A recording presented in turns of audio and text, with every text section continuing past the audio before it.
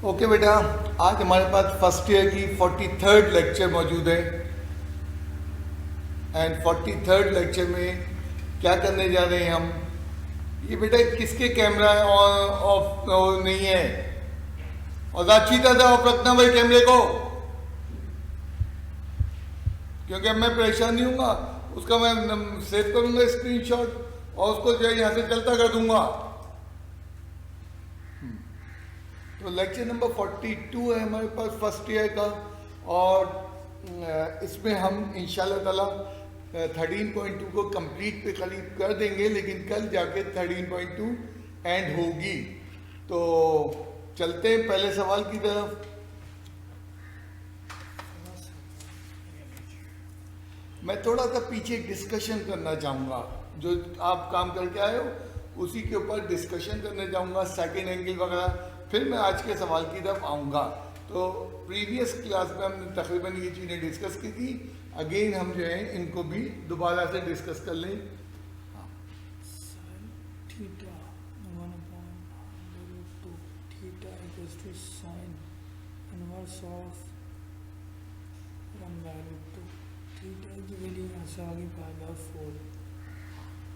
एक हमने trigonometric equation तुम्हारे सामने दी है, और टिग्नोमेट्रिक इक्वेशन थी कि sine theta is equals to 1/√2, और उस पर जो है हमने पहला एंगल निकाल लिया।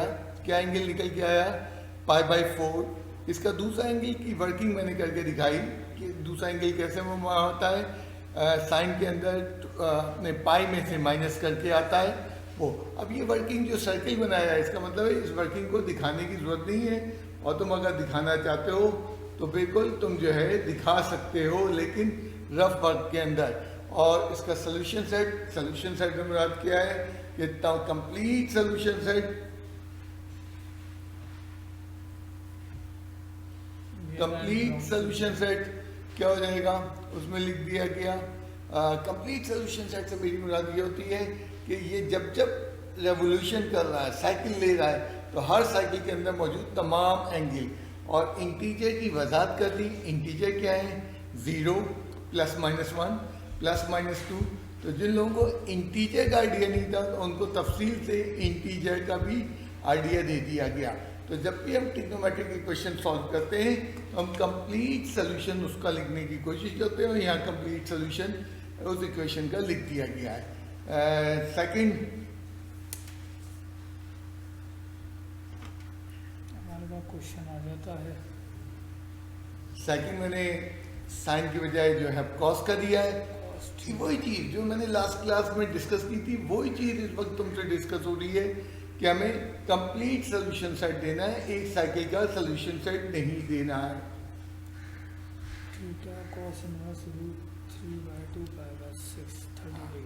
ये पहला एंगल प्रिंसिपल सोल्यूशन कहलाता है। इसमें तुम्हें कुछ जद्दोजहद नहीं करना पड़ती है, और इसमें सिंपली जो है तुम्हें कैलकुलेटर डिपेंडेंट काम करना होता है। लेकिन इसी पहले पीरियड में एक दूसरा एंगल भी होता है। उसके लिए मैंने पूरी तफसील लास्ट टाइम बताई थी कि वो दूसरा एंगल क्यों होता है, पर उसको 2π में से कॉस में क्यों माइनस करते हैं। इस वक्त सिर्फ मोटी मोटी बात याद रखना है कि कॉस के अंदर सेकंड एंगल 2π में से माइनस करके ऑब्टेन होता है। क्यों की वजह मैं तुम्हें दे चुका हूँ, और अगर तुम्हें क्यों की वजह याद भी नहीं है तो उसको छोड़ दो, और सिंपली जो है अपना जो है फोकस करो कि सेकंड एंगल कॉस में कैसे निकलता है। वो होता है 2π में से माइनस होके निकलता है, साइन में पाई में से माइनस होके निकलता है। ये भी जो कि हमने बताया कि इसको फला में से माइनस करोगे फला आएगा, ये सब बुक के अंदर कुछ भी नहीं दिए गए। एंड बुक के अंदर उन्होंने सीधा सीधा जो है एंगल लिख दिए हैं। तो ये थ्योरी थोड़ा सा हमारी बुक के से बाहर आती है। ओके, नेक्स्ट, टेंजेंट कैसे होता है? तो ये हल्का सा उसी चीज को रिवाइज कर रहे हैं जो आपने लास्ट टाइम करके गए हैं।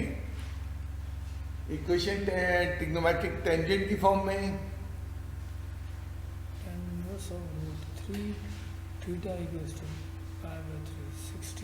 60 डिग्री। सोल्यूशन सेट टेंजेंट का सेकंड एंगल नहीं होता, और इसका टेंजेंट में जो है सेकंड एंगल नहीं होता, और टेंजेंट का पीरियड पाई होता है, इसलिए टेंजेंट का आंसर में जो है सिर्फ एन पाई लिखा जाता है, 2n पाई नहीं लिखा जाता। अब देखो टेंजेंट की वजह भी बताई थी, नहीं याद है कोई बात नहीं, आप मोटी सी ये चीज़ें नहीं भूलना, इन चीज़ों को नहीं भूलना है। हाँ, अब जो कुछ चीज़ें थोड़ी सी, अब ये सारी चीज़ें आज के और जो तुम होमवर्क करेगा उस लेक्चर के सपोर्ट में और आज के लेक्चर के सपोर्ट में दे रहे हैं। मसलन तुम्हारे पास 330 डिग्री साइन का वैल्यू मौजूद है, तो इस पे कितना आएगा 0.5 sine of 330 degree minus half -half भी उसे लिख सकते हो। Very good. -30 हम निकाल -30 की वैल्यू भी सेम सेम आ रही है। अब ज़रा इसको एक ग्राफ के ज़रिए मैं एक्सप्लेन करना शुरू करूँगा। एक ग्राफ बना लेते हैं हम, बिल्कुल ठीक है, और ये देखते हैं कि 330 डिग्री कौन से क्वाड्रेंट में एंगल होगा। 330 डिग्री, जो बिल्कुल ठीक है, फोर्थ क्वाड्रेंट के अंदर एंगल होगा। ये तो मैं एंगल भी मेजर करके दिखा दिया, एंटी क्लॉकवाइज डायरेक्शन में 330 डिग्री। ये जो छोटा सा एंगल है, छोटा सा एंगल है, इस पर गौर करो। हाँ, ये कितना होगा, क्लॉकवाइज इसको मेजर करेंगे, एंटी क्लॉकवाइज नहीं मेजर करेंगे। एंड क्लॉकवाइज पे एंगल जो है वो नेगेटिव होता है। इसका मतलब यही मालूम चला है एक एंगल दो तरीके से मेजर हो सकता है, क्लॉकवाइज भी हो सकता है और एंटी क्लॉकवाइज भी मेजर हो सकता है। अब हमें आंसर किस फॉर्मेट में देना चाहिए, हमें आंसर किस फॉर्मेट में देना चाहिए, हमारी अपनी मर्जी है, हम जिसका आंसर देना चाहें हमारी अपनी मर्जी है। यानी कि -π/6 भी सही है और अपना 5π/6 या 330 डिग्री भी सही है। अब ये चीज़ आज का बार बार तुम्हें जो है मुश्किल में डालेगी।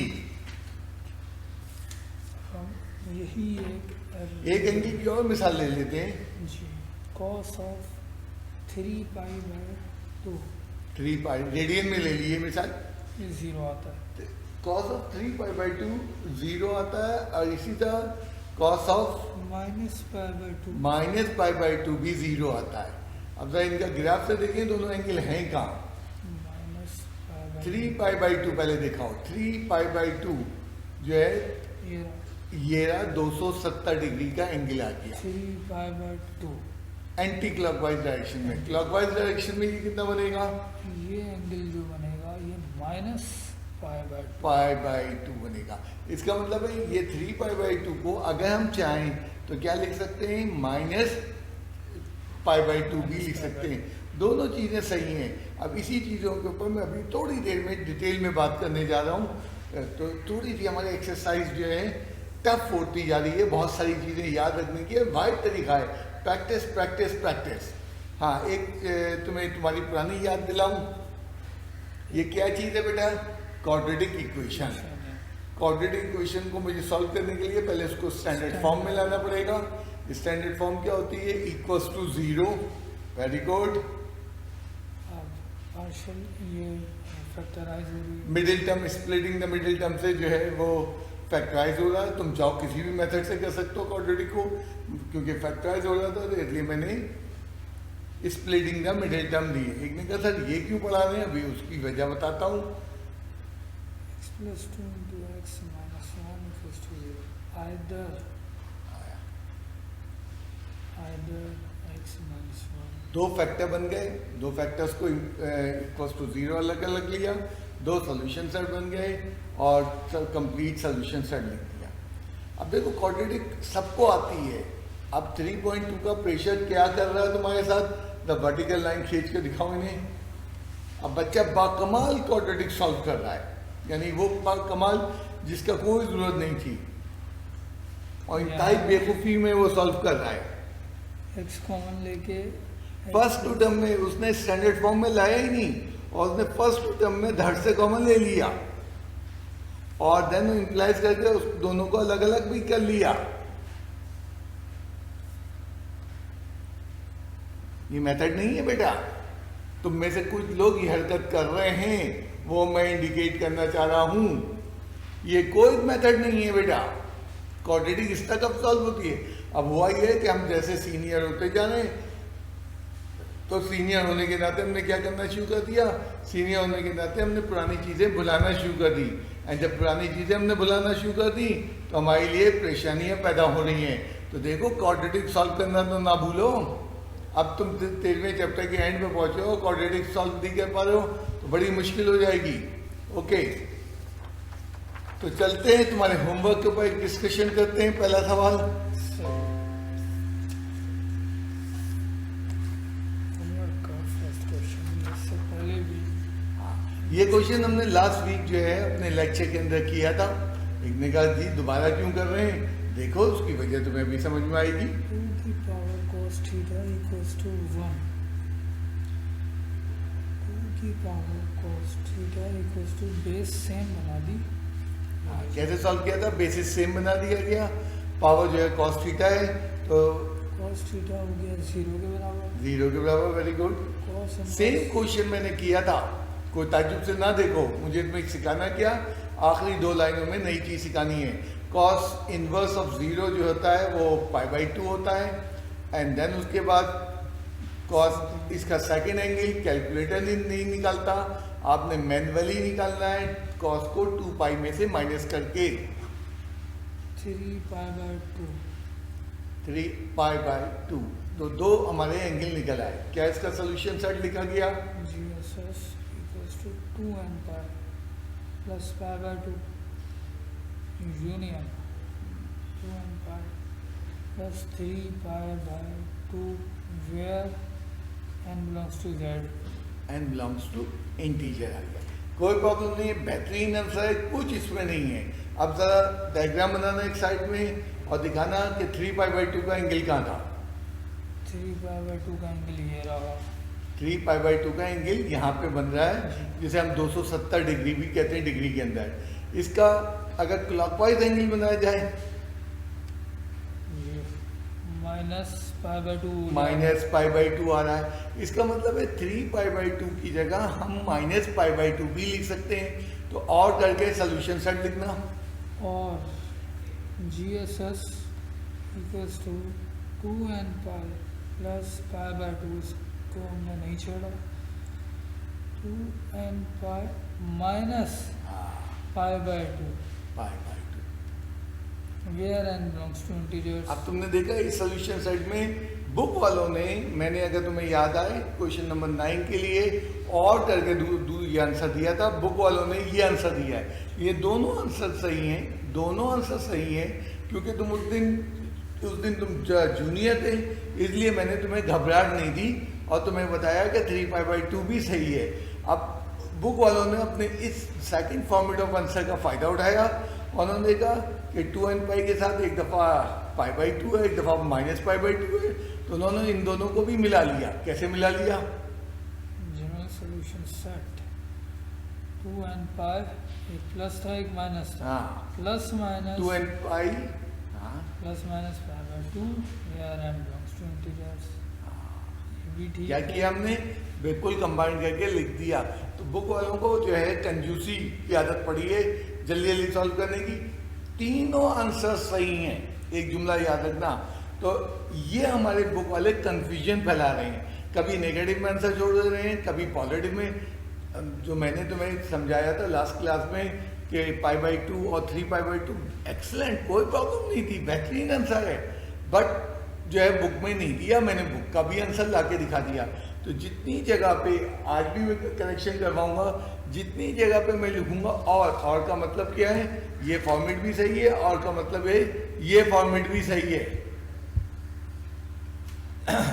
नेक्स्ट क्वेश्चन लाइए।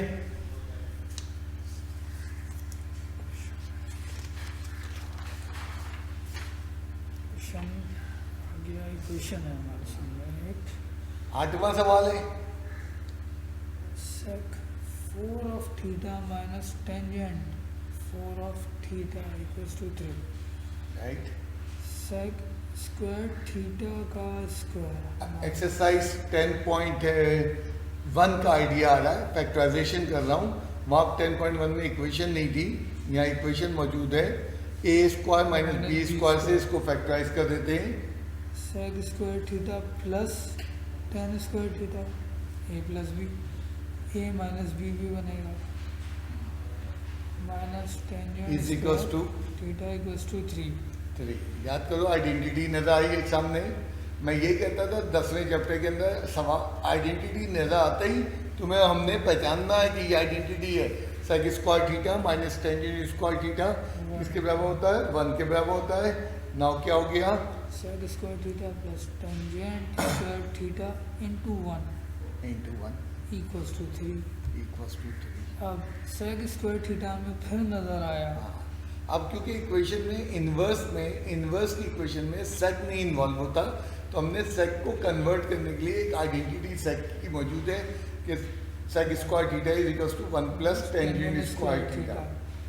1 प्लस टेंजेंट स्क्वायर थीटा मैंने इसकी जगह रिप्लेस किया, प्लस टेन स्क्वायर एक था इसके साथ, 1 से मल्टीप्लाई होकर 1 हो चुका है, तो 1 plus 2 times of tangent square theta equals to 3।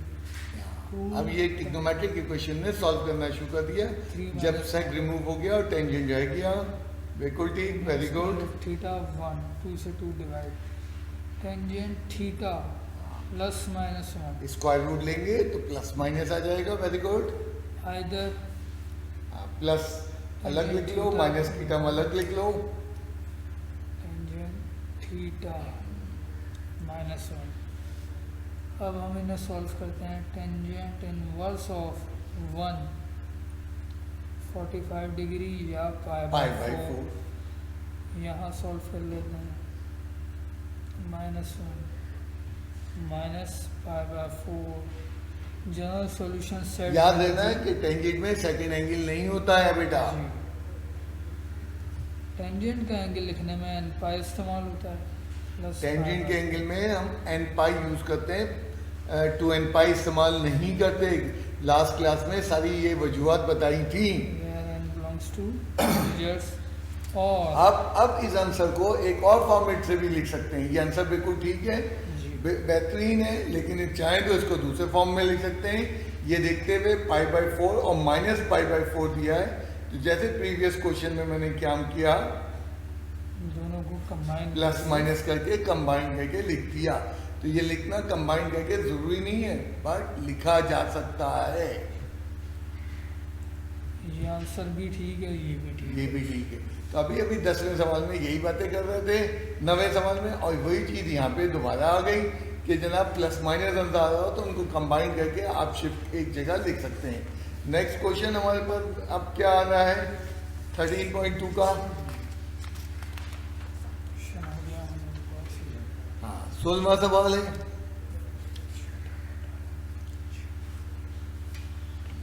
Question लिख लेते हैं जल्दी से। आइडेंटिटी से कभी सवाल स्टार्ट होता है, कभी जो है सवाल जो है कोई अलजेब्रा से स्टार्ट हो जाता है। तो ये सवाल जो मुझे याद दिख रहा सामने आइडेंटिटी से स्टार्ट होगा। tan 2 थीटा tan 2 थीटा की आइडेंटिटी क्या होती है? Very good. 1 माइनस टेंजेंट 10वें चैप्टर की आइडेंटिटी आ गई, यहाँ पे लग गई। अच्छा, कॉट को क्या लिखेंगे?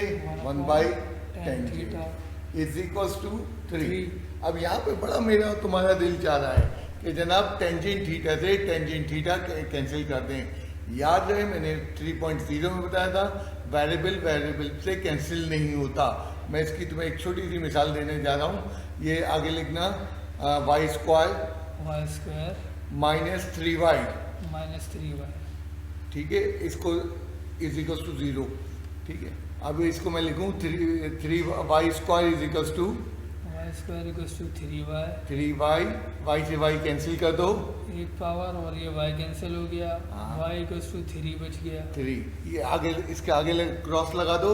गलत मेथड, बिल्कुल गलत मेथड है।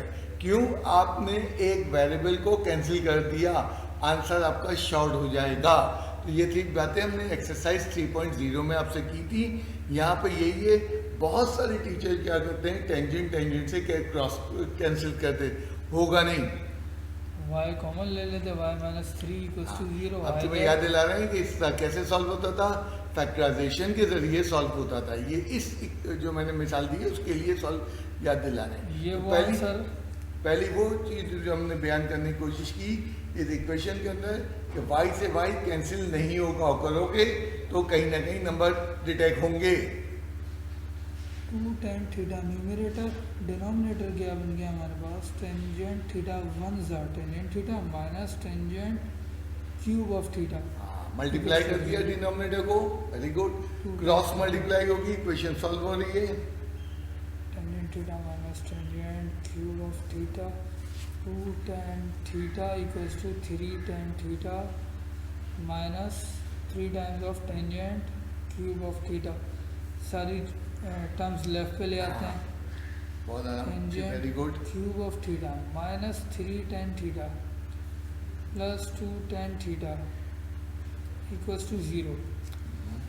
अब tangent theta theta minus simplify हो जाएगा। Tangent theta equals to 0 common आ रहा है इन दोनों में, तो टेंजेंट थीटा हमने कॉमन लिया, टेंजेंट थीटा कॉमन लिया, 3 tan square theta minus 1 equals to 0। बिल्कुल फैक्टराइज हो रहा है आराम से, क्वाड्रेटिक जैसे ही सूरत बन गई है। इधर और इम्प्लाइज करके अलग अलग कर लिया, या तो पहला फैक्टर है tangent theta is equals to 0, दूसरा फैक्टर है। अब मैं पहले बात करना चाह रहा हूँ tangent theta is equals to 0, लिख दो उसके नीचे नॉट पॉसिबल। नॉट पॉसिबल क्यों नहीं पॉसिबल है, इस चीज़ को समझने की कोशिश करना। एक इक्वेशन यहाँ सामने और लिखना, जी, इक्वेशन इस तरह लिखना कि y square y square sorry 1 upon y square 1 upon y square is equals to is equals to 0। 0। अब जब हमने वेरिएबल को मजा नहीं आया, नहीं नहीं नहीं काट दो उसको, यार गलत हो गया। ठीक है, अच्छा हम एक यही वाली एग्जांपल लेते हैं। हाँ, इसी में अगर टेंजेंट को हम कैंसिल कर देते, अगर हम टेंजेंट को कैंसिल कर देते तो होता क्या, ये यहीं पे था। हाँ बिल्कुल ठीक ये है। आ गया, ये टेंजेंट थीटा इक्वल्स टू 3। अगर हम यहाँ टेंजेंट थीटा को 0 रख लें तो यहाँ क्या हो जाएगा, देखना हमने कहा अगर टेंजेंट थीटा 0, जैसे कि मैंने लिखा टेंजेंट थीटा इम्पॉसिबल है, 0 नहीं हो सकता। डिनोमिनेटर में अगर टेंजेंट थीटा 0 हो जाए तो इन्फिनिटी आ जाएगा। तो इसमें इसका मतलब है टेंजेंट थीटा इस इक्वेशन के अंदर 0 तो हो ही नहीं सकता, क्योंकि वो अब किस में तब्दील हो जाएगा, इन्फिनिटी के अंदर। इसका मतलब पहला फैक्टर बेकार गया, दूसरा फैक्टर सॉल्व करते हैं जो कि क्या था, 3 tangent square theta minus 1 equals to 1 tangent square theta 1/3 tangent theta 1 plus minus 1 upon √3। अब यहाँ दो आंसर सॉल्व होंगे, करते हैं इन्हें अलग अलग। टेंजेंट थीटा एक बार प्लस का 1/√3, टेंजेंट थीटा एक बार माइनस का √3। अब हम इन्हें फर्दर सॉल्व कर लेते हैं, जल्दी से इनकी वैल्यू आ जाएगी। क्वेश्चन आपका रखा होगा,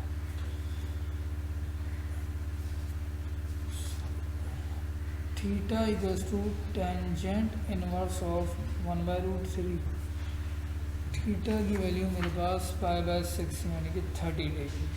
टेंजेंट है तो सेकंड एंगल होगा नहीं, इसी तरह अब हम टेंजेंट में सेकंड एंगल नहीं होता। इसी तरह दूसरा फैक्टर को भी सॉल्व कर लेते हैं।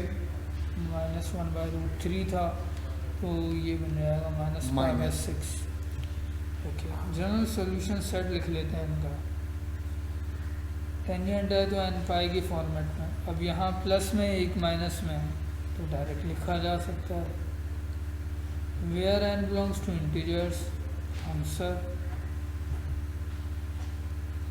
अब आप देख लो यहाँ पे क्या था, हमारे एक आंसर हमने रिजेक्ट कर दिया। क्यों? वो आंसर जो है अपॉन में 1 अपॉन टेंजेंट थीटा आ रहा था, एंड 1 अपॉन वेरिएबल इन्फिनिटी के बराबर हो जाता है, तो एक आंसर रिजेक्ट किया।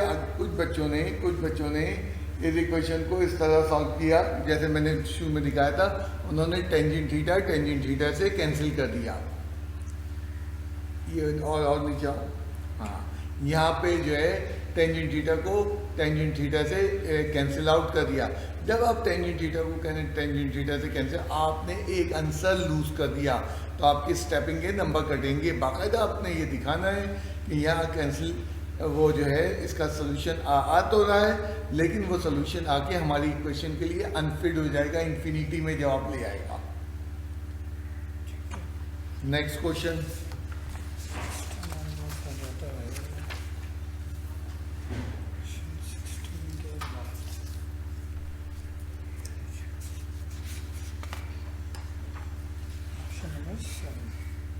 Question number 7। ट्रिग्नोमेट्री के क्वेश्चन में कहीं से भी सवाल सॉल्व हो सकता है। आइडेंटिटी लग सकती है, या कुछ और फॉर्मूला लग सकता है, या फैक्टराइजेशन अलजेब्रा का मेथड लग सकता है। अब ये आपकी प्रैक्टिस होती है जो आपको स्लो स्लो बताएगी कि इसमें क्या चीज़ लगेगी। अमूमन बच्चे का सवाल यही होता है कि हमें कैसे पता चलेगा, हमें ऐसे पता चलेगा, प्रैक्टिस करते रहेंगे। अब इस सवाल में जो है मुझे फैक्टराइजेशन की दावत मिल रही है। मैंने तमाम टर्म को पहले लेफ्ट हैंड साइड पे चेंज करना है,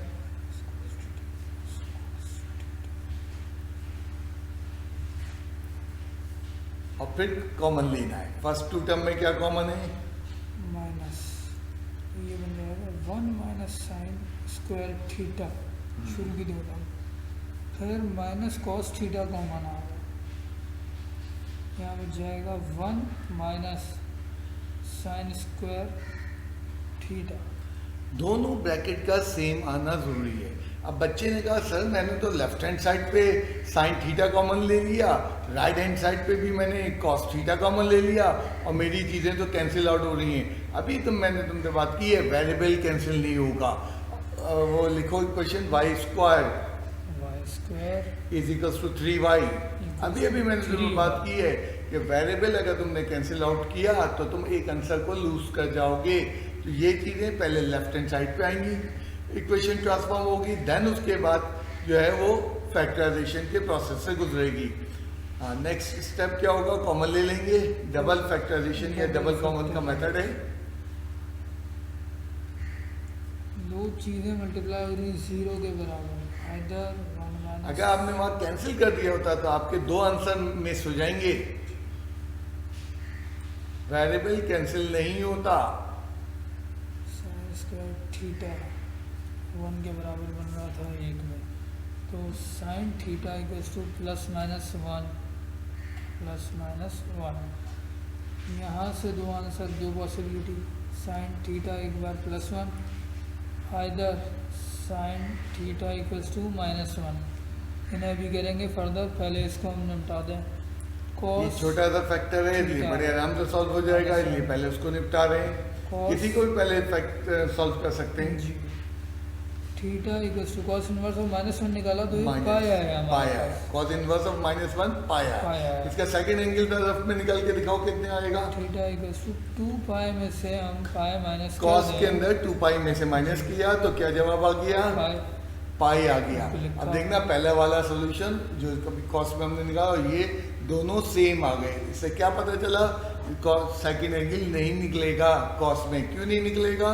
क्योंकि वो सेम एंगल। सोल्यूशन सेट में कोई चीज़ सेम हो रही हो तो उसको दोबारा नहीं लिखते हैं। अब यहाँ से हम इनकी वैल्यू निकाल देते हैं। साइन इनवर्स ऑफ 1 ये आ गई 90 डिग्री या पाई बाई 2। इसका सेकंड एंगल क्या होगा? यहाँ वर्किंग देख लेते हैं इसकी। थीटा इक्वल्स टू साइन है तो पाई में से माइनस होगा, बिल्कुल ठीक है। एक में से आधा गया, आधा बचेगा, पाई बाई 2। तो सेम एंगल दोबारा आने लगा जो अभी इस सवाल में। तो इसका मतलब एक ही आंसर है इस फैक्टर से पाई बाई 2, दूसरा लिखना बेकार है, सेम है। अब तीसरा जो है हमारे पास फैक्टर था साइन इनवर्स ऑफ -1। थीटा की वैल्यू आ गई माइनस पाई बाई 2। जो हमने निकाली वो माइनस पाई कैलकुलेटर ने जो हमें प्रिंसिपल एंगल दिया माइनस पाई बाई 2। अच्छा, इसका अब हम सेकंड एंगल अगर निकाल रहे हैं हाँ, इसका सेकंड एंगल क्या निकलेगा? Very good. पाई में से साइन में माइनस होता है, पाई plus pi by 2, 3 pi by 2। ये भी नहीं लिखेंगे। क्यों नहीं लिखेंगे? एक ने कहा सर हमने तो कहा था सेम एंगल है। बेटा माइनस पाई बाई 2 और पाई बाई 2 अभी नवे सवाल में मैंने एक्सप्लेन किया था, एक ही चीज़ है। तो मैं याद दिलाऊं, ये ग्राफ बना के मैंने दिखाया था अभी आज नवे सवाल के अंदर कि 3 पाई बाई 2 को माइनस पाई बाई 2 भी कहते हैं। अब देखो कितना ख़तरनाक चैप्टर चल रहा है, कितनी सारी चीज़ें याद रखनी है कि ये अब बच्चे ने जो जल्दी की और जल्दी में लिख दिया एक आंसर, -π/2 और दूसरा आंसर लिख दिया 3π/2, रॉन्ग हो जाएगा। एक्स्ट्रा सेम चीज़ को वो दोबारा लिख रहा है। अब इसका जनरल सोल्यूशन सेट। अच्छा, ये डब्बे बनाना ज़रूरी नहीं है इन लोगों के लिए। ये डिब्बा हम सिर्फ इसलिए बना देते हैं ताकि इंडिकेट है कि ये आंसर आ रहे हैं। 2n प्लस π/2 एक आंसर था। बिल्कुल ठीक। यूनियन 2n प्लस पाई था माइनस π/2। सॉरी माइनस π/2 पहले लिख लेते हैं हम इसके साथ। ये लीजिए यूनियन 2n प्लस पाई। ठीक है, where n belongs to integers. अब वही वाली बात जो अभी थोड़ी देर पहले हमने की थी, सेम आंसर आ रहे हो। जैसे π/4 में प्लस माइनस तो एक साथ लिख सकते हैं, तो सीधा तुम देख लो π/2 और π/2 और -π/2 सेम आंसर है। माइनस का फर्क है तो इसका एक दूसरी फॉर्मेट क्या होगी? इसकी एक अदर फॉर्मेट हम और आपको बताएं, GSS equals to 2n plus minus minus π/2 minus π/2 union 2n plus pi where n belongs to integer. इसीलिए मैं आंसर और कह के दे रहा हूँ, वो भी सही है ये भी सही है। मतलब अगर किसी बच्चे ने ये सेकंड वाली फॉर्मेट नहीं की और पहली वाली छोड़ दी, ठीक है, वो भी सही है, कोई ऐसा इसमें इशू नहीं है। तो नेक्स्ट क्वेश्चन क्या कह रहा है हमें?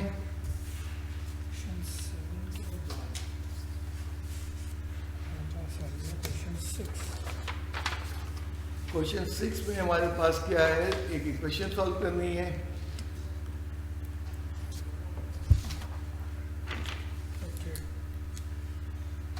एक इक्वेशन आ जाती है हमारे पास, sine of 3θ minus sine theta equals to 0। अब देखो इसमें इक्वेशन सवाल आता ही 13.2 में ये नहीं बताता है कि इस मेथड से होगा। बहुत सारी चीज़ें तुम्हें आती हैं। मसलन एक ने कहा जी आइडेंटिटी लगा देते हैं, जो हमने 10.3 में सीखी थी। वो क्या 10.3 में सीखी थी कि 3θ को ब्रेक कर लेते हैं 2θ प्लस थीटा। लंबा मेथड है, रॉन्ग नहीं किया। अगर तुम साइन 3θ को ब्रेक कर लो साइन थीटा प्लस 2θ, तो ये मेथड लंबा है, रॉन्ग नहीं है। हम इससे भी छोटे साइज का काम करते हैं। अब ज़रा याद करो, ये साइन 3θ माइनस साइन थीटा, ये sine u minus sine v का फॉर्मूला, सम टू प्रोडक्ट का। Sine u minus sine v होता है 2 cos u plus v upon 2। फॉर्मूले बहुत अच्छे हों, क्योंकि आप ट्रिग्नोमेट्री में चल लो, आखिरी एक्सरसाइज में चल लो, फॉर्मूले आपको टू मच स्ट्रॉन्ग चाहिए। v upon 2। अब यहाँ हम सिंप्लीफाई कर लें, 2 cos 3 + 1 4 अपॉन 2, तो ये 2θ इंटू साइन 3 - 1 2 अपॉन 2, यानी कि साइन थीटा इक्वल्स टू 0। दो फैक्टर अब दो फैक्टर बन गए हमारे पास, मल्टीप्लाई होते हुए 0 के बराबर है। ट्वाइस ऑफ cos फैक्टर में वेरिएबल होना जरूरी है, तो कोई समझ जाओ कि 2 को अलग कर लें, तीसरा फैक्टर बन जाएगा, तो तीसरा फैक्टर नहीं बनेगा। 2 cos 2θ क्रॉस कर दिया, 2 को क्रॉस मल्टीप्लाई करके 0 के बराबर कर दिया। अब यहाँ से ये cos 2θ के 3 फॉर्मूले, जो तुम्हें अच्छा लगे वो इस्तेमाल कर लो। मुझे इस अच्छा लग रहा है 2 cos square theta minus 1। Identity इस्तेमाल की हमने, 2 cos square theta equals to 1 आ गया, cos स्क्वायर थीटा हाफ, बिल्कुल ठीक। cos theta equals to plus minus 1/√2। इसका मतलब एक आंसर cos थीटा प्लस का 1/√2 और एक माइनस का बन रहा है, cos theta equals to minus का 1/√2। ये रह गया था, इसको भी निपटा देते इसको भी हैं। निपटा दें, बिल्कुल ठीक है। अभी sine inverse of 0 theta equals to, अब कैलकुलेटर बता रहा है 0। 0। इसका सेकंड एंगल क्या होगा? एंगल थीटा पाई में से माइनस करके, क्योंकि क्योंकि साइन में पाई में से माइनस करते हैं, तो इसके दो एंगल बन रहे हैं, एक 0 और दूसरा पाई। अच्छा, अब इन दो की वर्किंग रह गई, इनको करते हैं complete. Theta equals to cos inverse of 1/√2 theta equals to calculator ने बता दिया पहला एंगल π/4 आ गया। इसका सेकंड एंगल कैसे निकलता है, रफ में पहले करके दिखा दो साइड में। बार बार कह रहा हूँ, ये रफ में करके दिखाने की जरूरत नहीं होती है। कुछ बच्चे अभी भी हैरान परेशान हैं, तो उनके लिए हम मदद कर रहे हैं। 7 π/4। इसी तरह ये रह गया था एक theta equals to cos inverse of 1/, minus का 1/√2। तो इसकी जो बेसिक वैल्यू आई है 3π/4 आई थी। 3π/4 45 अपना एंगल आ रहा है इसको हम 135 डिग्री। 135 डिग्री जी। और इसको जब माइनस करेंगे 2π में से 5π/4 5π/4। कितने आंसर आ गए, जरा गौर करो। 2 3 4 6 आंसर आ गए बेटा। 6 आंसर पहले जरा लिखते हैं आराम से। नेक्स्ट पेज ले लो। 6 आंसर्स को सॉल्यूशन। इतना बड़ा अभी तक हमने इक्वेशन सॉल्व नहीं की थी। काफ़ी कितना मासूम था, स्टार्ट में हो रहा था sin 3 theta minus sin theta, लेकिन काफ़ी तगड़ा सवाल है। एग्जाम में कई दफ़ा नजर आया ये सवाल मुझे।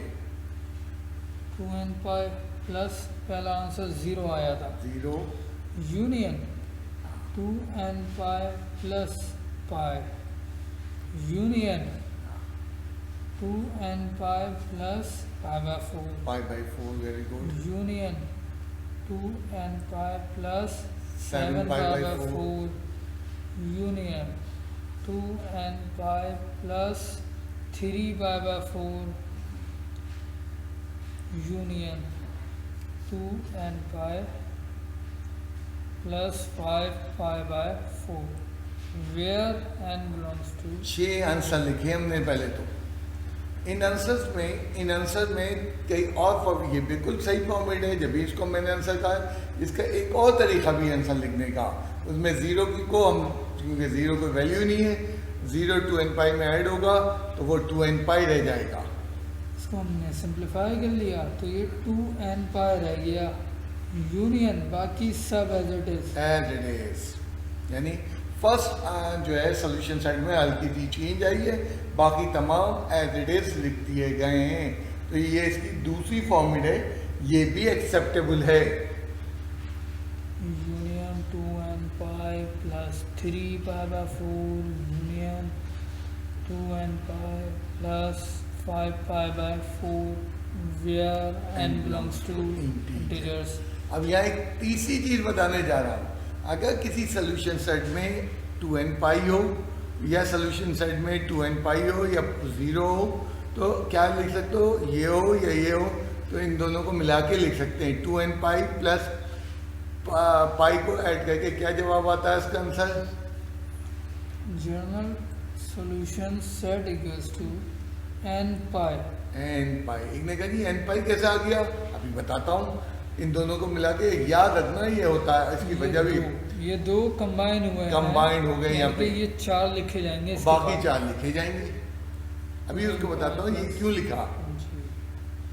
यूनियन 7π/4 वाला रह गया, union 2nπ plus 3π/4 union last था हमारे पास प्लस 5π/4। यहाँ 6 नहीं, यहाँ 5 हो गए। 5 हो गए क्योंकि फर्स्ट 2 मिल गए आपस में। जी। अब सवाल ये पैदा होता है nπ क्यों लिख दिया गया, क्या nπ इसलिए लिख दिया गया कि तुम रफ में कैलकुलेशन करो। एक छोटी सी रफ में कैलकुलेशन करो कि हमने जो है nπ लिखो। nπ अगर यहाँ पे इस आंसर के अंदर n की वैल्यू 0 ले लो तो क्या होगा, इसी के आगे लिखो इक्वल्स टू लगा के। अगर 0 ले लें तो आंसर 0 बन जाएगा। 0 × π 0 बन जाएगा। तो इसका मतलब है nπ में 0 भी आता है। इसी तरह nπ इक्वल्स टू दोबारा लिखो nπ इक्वल्स टू, हाँ, क्या लिखे, एन की वैल्यू 1 ले लूँ 1 इंटू पाई, तो ये पाई बन गया सर। तो पाई बन गया। इसका मतलब वो दोनों आंसर एन पाई से मिला के लिखे जा सकते हैं, जी। तो कोई ज़रूरी नहीं है। मैंने इसीलिए आपको तीनों फॉर्मेट के आंसर प्रोवाइड किए और जो है आपको बता दिया ये ज़रूरी नहीं है करना। अब इसमें एक नई चीज़ तुम्हें याद रखना पड़ेगी कि When a जनाब solution contain when a solution contains 0, pi 0, pi, याद करो पहला 0 दूसरा पाई था, फिर it जो can be मॉडिफाइड जी फिर मॉडिफाइड हो गया 2n पाई और पाई बन गया बाद में। जब भी 0, पाई आ जाए उसको हम लिखते हैं we can write 2n pi. 2n pi. अब ये जो हम इसको n पाई एन पाई इसको हम जो है मतलब सिर्फ समझाने के लिए लिखा है, ये तुम्हें नहीं लिखना है, ये सर्किल में लिखा है। अगर तुम याद नहीं रहता तो लिख लो। अब ट्रिग्नोमेट्रिक इक्वेशन के आंसर लिखने के कई फॉर्मेट्स चली आ रही हैं। अब बुक वालों ने आंसर एक फॉर्मेट में दे दिया, मैंने ये काम कोशिश की है कि मैंने तमाम फॉर्मेट में जो है आंसर देने की कोशिश कर रहा हूँ कि ये भी है, ये भी एक्सेप्टेबल है। राइट, काफ़ी बड़ा सवाल था, मासूम सा इक्वेशन थी, sine 3 theta minus sine theta is equal to this, लेकिन अंदर छुपा हुआ काफ़ी हाथी जैसा सवाल बन गया था। और नेक्स्ट हल्का सवाल ले लें कोई।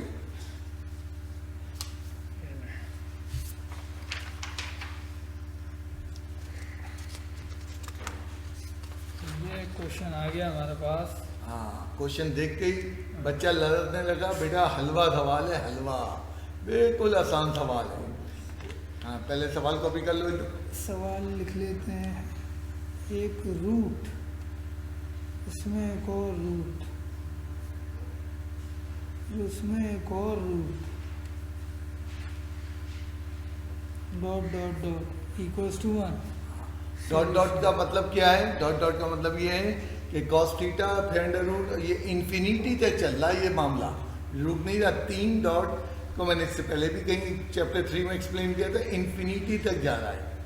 तो आप सोल्यूशन शुरू करते हैं।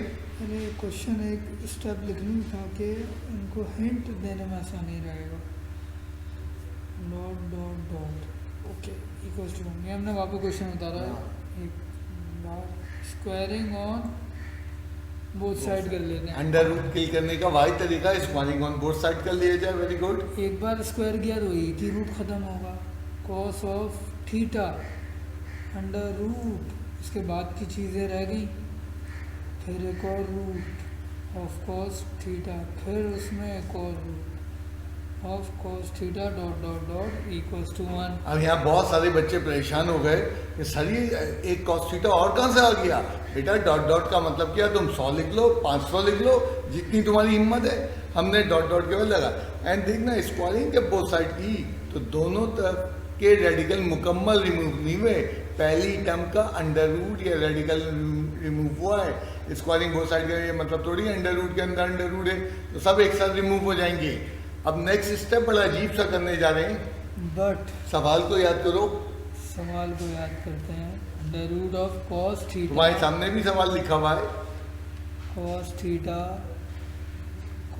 थीटा डॉट डॉट डॉट, ये तो 1 के बराबर 1 के था। बराबर है।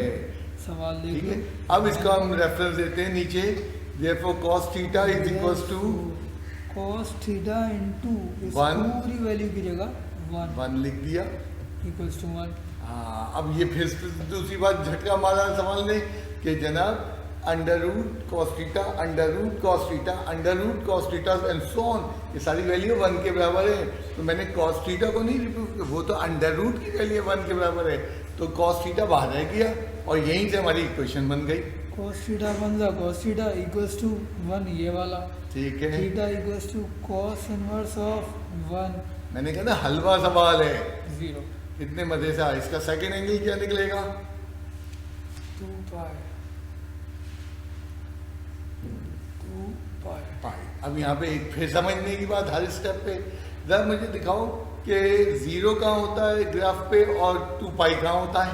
एक हमने ग्राफ बना दिया, तो 2 पाई 360 ये हम घूम के आ गए वापस 0 डिग्री पे ही हम खड़े थे। जहाँ खड़े थे जीरो तो जीरो है ही स्टार्ट पे, और जो है 2 पाई भी एट स्टार्ट। इसका मतलब है कि दोनों आंसर सेम पॉइंट के हैं, एक लिखा जाएगा। और कौन सा वाला लिखते हैं हम अमूमन?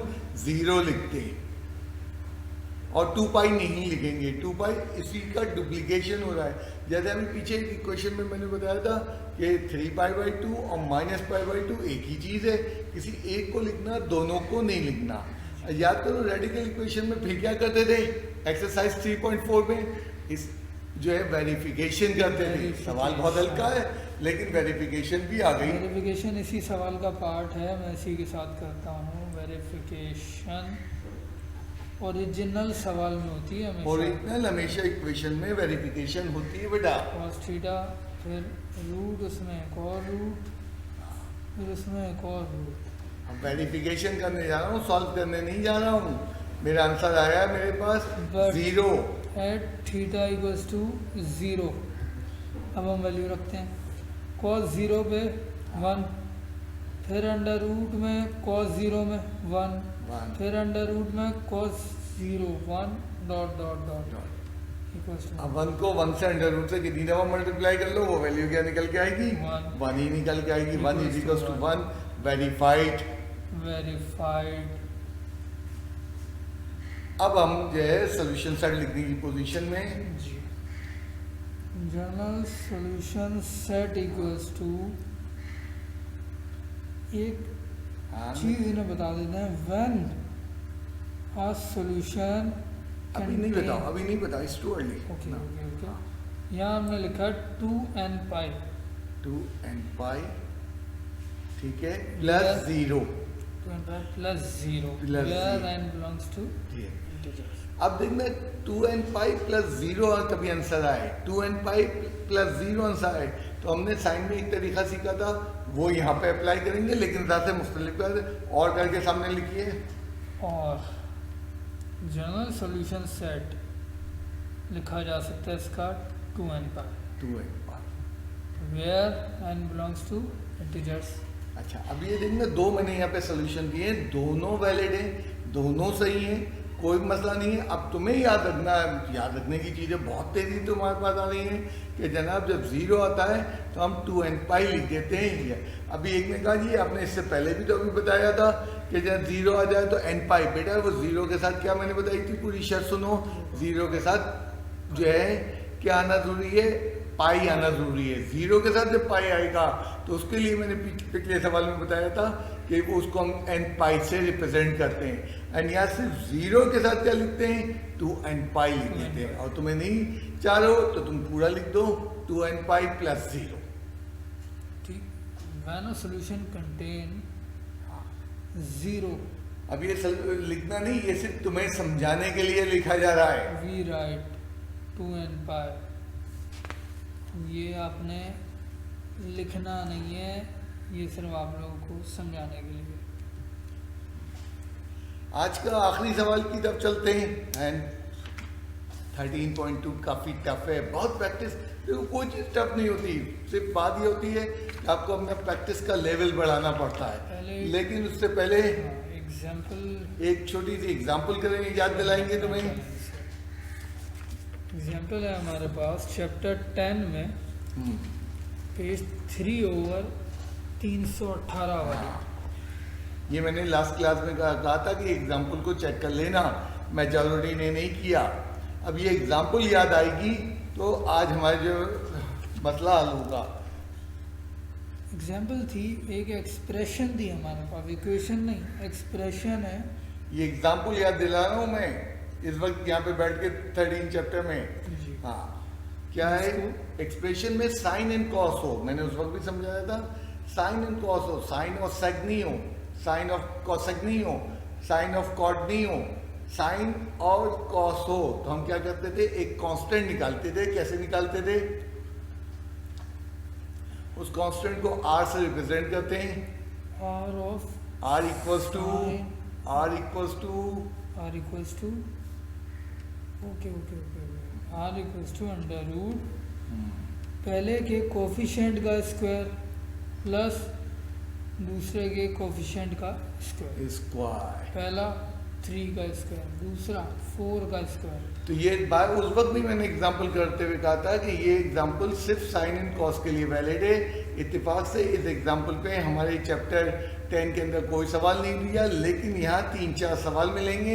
यहाँ से मेरी बात है एक्सरसाइज जो है 13.2 के अंदर, तो आर के साथ प्लस माइनस नहीं लगाएंगे, आर एक कांस्टेंट है यहाँ, राइट। और इस इक्वेशन एग्जाम्पल के अंदर डिमांड क्या है, मांगा क्या है, R of sine theta plus phi की फॉर्मेट जनरेट करनी है हमें। अगर तुम एग्जांपल देख लो कलर की है। अब ये इसमें बना करते क्या है, ये कांस्टेंट जो हमने फाइंड करा है इससे मल्टीप्लाई एंड डिवाइड करते हैं। मल्टीप्लाई एंड डिवाइड कर देते हैं, multiply and divide by 5 5 into 3 cos theta plus 4 sin theta whole upon 5। ठीक है। 5 इंटू 3 ओवर 5 एक साथ लिख दिया मैंने, into cos theta, partial break कर रहे हैं, पार्शियल फ्रैक्शन में ब्रेक कर लिया गया है यहाँ से, इंटू साइन ऑफ थीटा।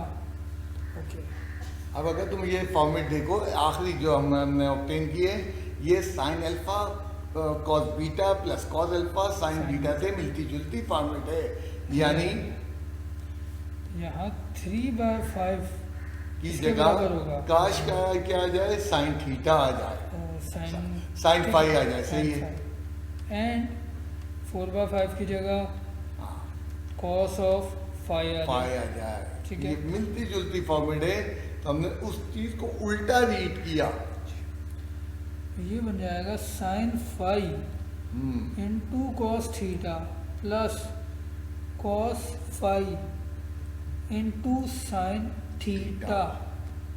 इसको चाहें तो रीअरेंज करके साइन अल्फा कॉस बीटा की फॉर्मेट बना लें। करेंगे sine alpha cos beta plus cos alpha sine beta, बिल्कुल ठीक है। 5 अगर याद किया जाए आर के बराबर था, मैं इसे नाम दे रहा हूँ आर।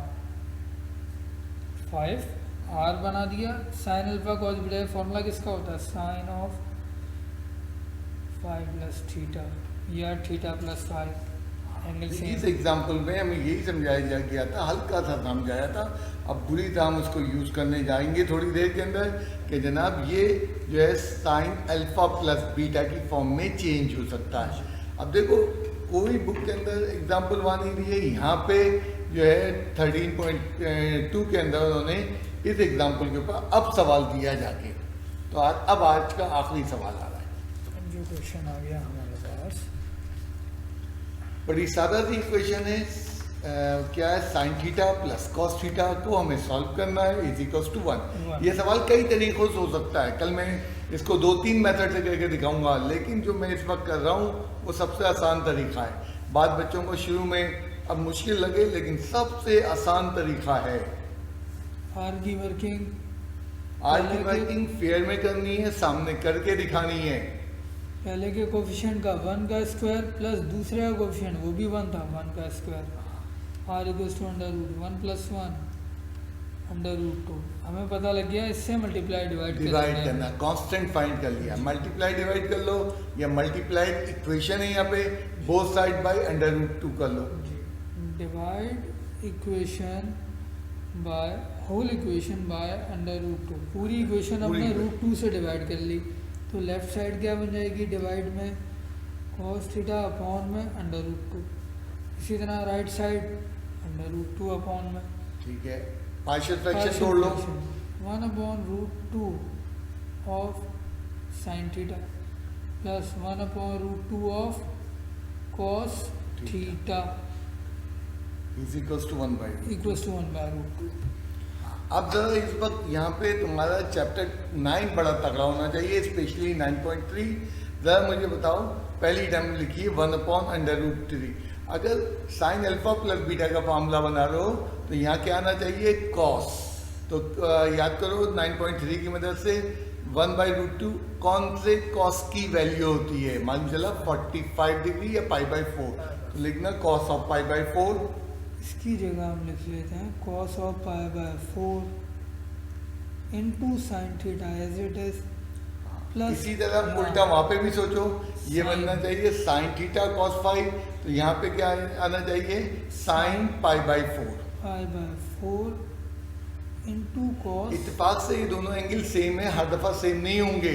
एंड तुम्हें 3 की मदद से जो है ये एंगल खुद सोचने पड़ेंगे।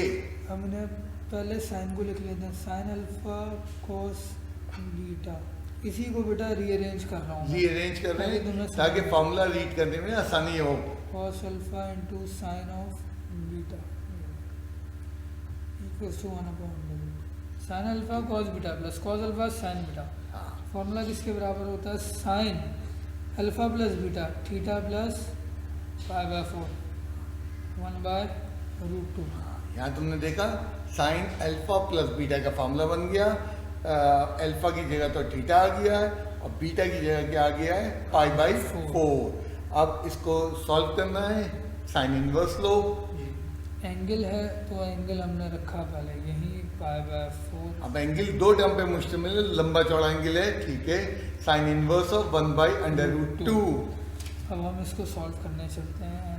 Theta plus pi by 4 equals to sine inverse 1/√2 हमने निकाला तो ये पाई बाय 4 आ गया, कॉमा ये प्रिंसिपल सोल्यूशन आ गया जी। इनवर्स करने पे। दूसरा सोल्यूशन क्या होगा, सेकेंड एंगल साइन है तो पाई में से माइनस माइनस साइन में पाई में से माइनस होता है। पाई बाय 4 था, 1 में से 1/4 माइनस होगा तो 3/4 बचेगा, नहीं आता तो 4 पाई माइनस पाई कर लें, 3 पाई बाय 4 वही सेम आंसर बनेगा।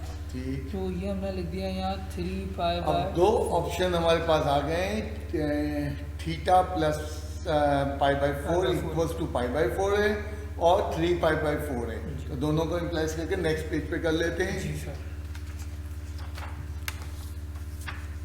अब हम यहाँ से either theta plus pi by 4 बराबर था पाई बाय 4 के, either theta plus pi by 4 बराबर हुआ 3 पाई बाय 4 के। पहले इसको हम सॉल्व करते हैं, पाई by 4 minus pi by 4, theta 0 निकल कर आ क्योंकि गया, पाई बाई 4 सेम था तो पहला एंगल तो 0 आ गया। नेक्स्ट क्या होगा, 3 पाई बाय थीटा फाइंड कर रहे हैं, ये ना भूल जाना। पाई बाय 4 माइनस कर लेते हैं तो 4 एलसीएम 3 पाई माइनस पाई यानी कि 2 पाई बाय 4, 2 से 2 3 equals to pi by 2। Pi by 2। ये आ गया हमारे पास दो एंगल्स। सोल्यूशन सेट लिखते चलो। अब इसका जीएसएस लिखा जाए, जनरल सॉल्यूशन सेट। 0 जब आता है तो अभी समझाया था हम 2n पाई लिख सकते हैं, when a solution contain 0। Second क्या हो जाएगा 2n pi plus pi by 2 where n belongs to integers. Answer answer बन गया। तो ये रियली टफ क्वेश्चन है इस वक्त जो तुम्हारे सामने सॉल्व हुआ था। पूरा ले आओ क्वेश्चन सामने, जी सर। पूरा पूरा। अच्छा, और ज़्यादा इसकी जगह भी बना दो यहाँ साइड में। ये जो क्वेश्चन तुमने सॉल्व किया, इसके मैंने कहा एडमिट किया, इसके कई तरीके हैं, ये सबसे शॉर्टर तरीका है। इसके कई तरीके हैं, इसके कई तरीके हैं, लेकिन ये सबसे शॉर्टर तरीका है। तो तुम देख लो 13.2 के अंदर वैरायटी ऑफ सिंप्लीफिकेशन आ रही है। एंड जो तुम्हें मुश्किल लग रही है बिल्कुल हर साल बच्चों को लगती है, लेकिन थोड़ी सी प्रैक्टिस। अब प्रैक्टिस क्या है, जाके दोबारा करो। प्रैक्टिस क्या है, जो है अगर तुम्हें कोई प्रॉब्लम हो रही है जाके लेक्चर को रिपीट करो।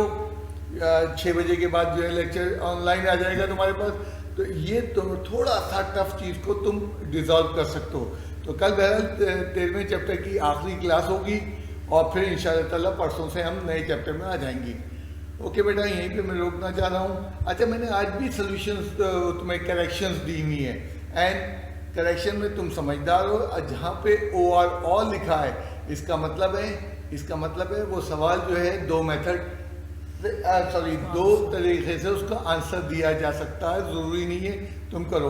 बुक में दिया हुआ मैंने हर सवाल का, जहाँ बुक में जो आंसर दिया है उसका अगर अल्टरनेटिव मेथड आ रहा है तो और करके मैंने दूसरा भी आंसर दिया है। ओके बेटा, यहीं पे एंड करेंगे हम लोग।